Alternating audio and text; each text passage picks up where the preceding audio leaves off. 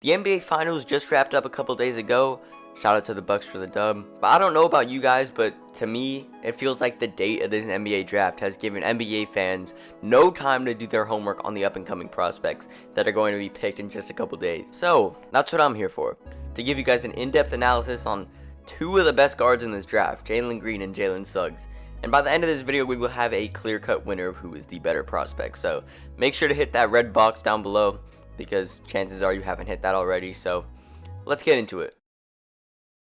Let's go into Jalen Green first. Look, Green took a, let's say, weird route to the NBA. Actually, no, let's just say different route. He took a different route to the NBA in choosing to go play in the G League instead of going to a top-tier Division I college.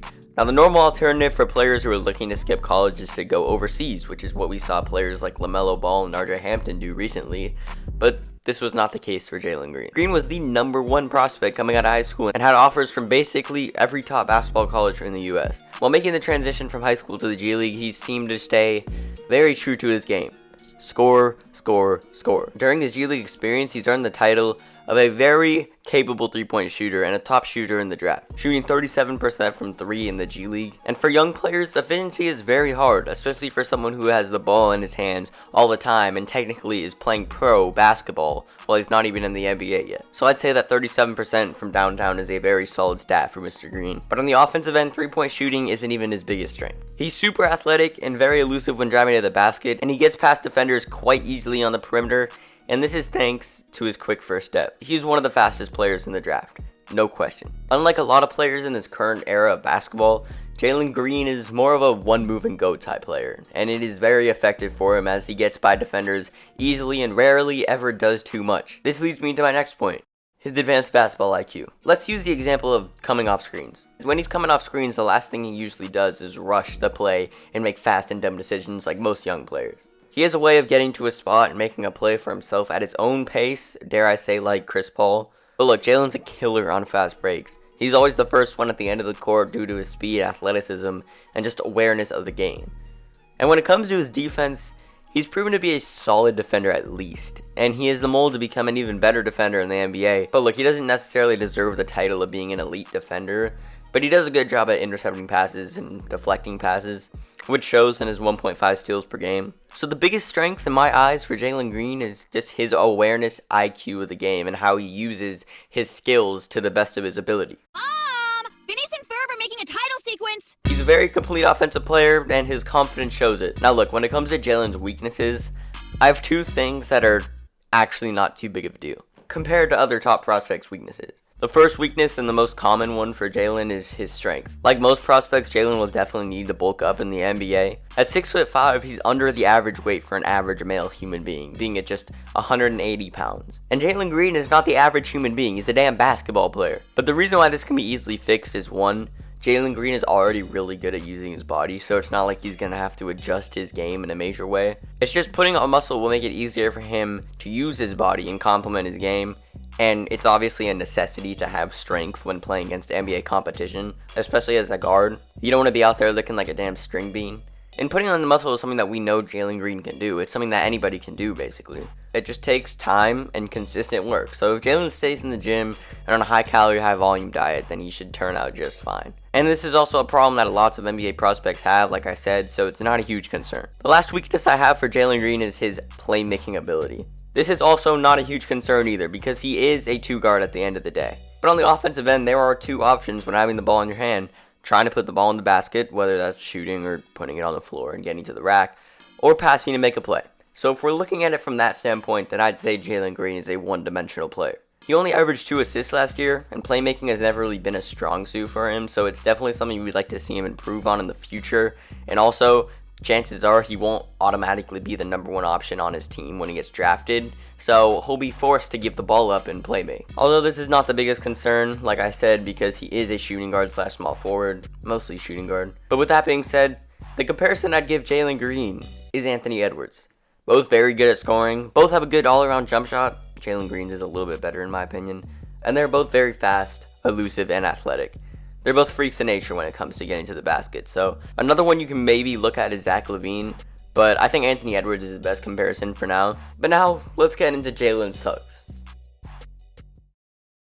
I think we can all say that when we think of Suggs, we think of this shot. With three, Gonzaga has time to do something. Suggs for the win. Oh yes! Oh yes! And one of the things that solidified him as a top prospect is his play in the tournament. I think one of the underrated but important things to look at when looking at Jalen Suggs is that he was a quarterback in high school, a quarterback that had D1 offers. This plays a huge role into who he is as a player now, a floor general and a leader. He is the most veteran type player in this draft, and I stand by that. He's a gifted passer, a great decision maker, averaging just 2 turnovers a game in college, but I can't say enough about his natural leadership and do the right thing ability and mentality. Just using the eye test, you can see that he's a real leader and natural playmaker. And similar to Jalen Green, he has insane athleticism, and they both use that to the best of their ability. Suggs is best when driving downhill, when defenses aren't set yet. He just takes the play as he sees it, meaning that if there is an opportunity for him to score, best believe he'll do it. And if there's an opportunity for him to pass to an open man, best believe he'll do it.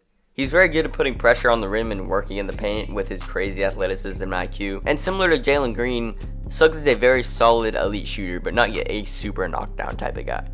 But the one thing you could say for sure is that he does not lack confidence in his shot and his overall abilities on the basketball court. He also had some experience playing off ball this past season, where he put on a display as a future combo guard, showing that he's very active when he doesn't have the ball in his hands. He was really good at seeing the open lane as a cutter, while also navigating off screens and around the court to get his open catch and shoot looks. Look, Jalen Suggs, along with obviously Cade Cunningham, is the most complete offensive player in this class. A great shooter, supreme decision maker with supreme basketball IQ, an amazing leader, amazing at attacking the basket, and everything you want in a team player on the court. But don't let his offensive play take away from his greatness on the defensive end. His competitive nature puts him above the edge as a defender, while also having great, quick feet, which showed to pretty much stay with anybody on the perimeter. He's also a leader on the defensive end, again taking that quarterback type of role. Bro, it seems like I don't have enough good things to say about Suggs. But when it comes to his weaknesses, the most glaring aspect is not really one particular thing. The biggest problem with Suggs is, will his game translate to the NBA? I personally think it will. There's obviously little things that he has to improve on, like his floater game and his mid-range, but I think that Suggs is the perfect complete player, and he better be playing the point guard position when he reaches the NBA, because that's just the natural player he is. A playmaker and someone who makes all of his teammates better. That's what a point guard is. The NBA comparison I have for Suggs is DeJounte Murray and John Wall. He has glaring aspects from both of their games. In his game, DeJounte Murray using his leadership and great defensive ability. John Wall when it comes to his athleticism and ability going downhill. I do also see a little bit of Lonzo in him when it comes to his playmaking ability. But look, with that being said, I'm going to tell you who my favorite prospect is. Both players are outstanding, and the reason Green is ranked a little higher than Suggs when it comes to a big board, his game is looked at to be translated better in the NBA. But if we're going off of all-around complete prospect, I am 100% going with Jalen Suggs. Both great players, but if I had to choose, I'd take Suggs. He's just a more all-around complete team player. It's as simple as that for me. They're both going to be top 5 picks, and I'm very, very excited to see what will happen when they reach the big league. And another thing is Jalen Green has already been playing against technically NBA players, because he was playing in the G League, so that's definitely going to rise his draft stock as well. But anyways, guys, that'll do it for this video. I hope you enjoyed that. Make sure to do all that good stuff in the comments and tell me your opinion in the comments down below.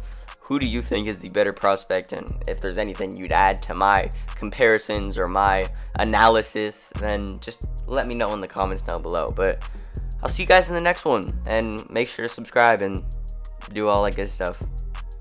Like the video too. Bye.